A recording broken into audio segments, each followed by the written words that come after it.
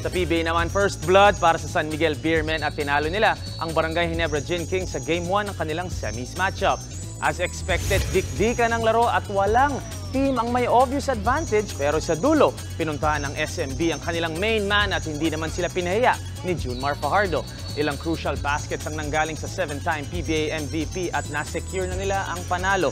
Top scorer para sa SMB si CJ Perez na nagtala ng 26 points. Nag-ambag naman ng 23 points and 12 rebounds si import Benny Boatwright. Tuloy bukas mga kapatid ang semifinals ng ongoing Commissioner's Cup. Matay kaya ng Phoenix or Ginebra ang kanilang mga series o maging 2-0 para sa SMB o Magnolia? Tingin nyo. Huwag kayong alis, sports pa tayo mamaya.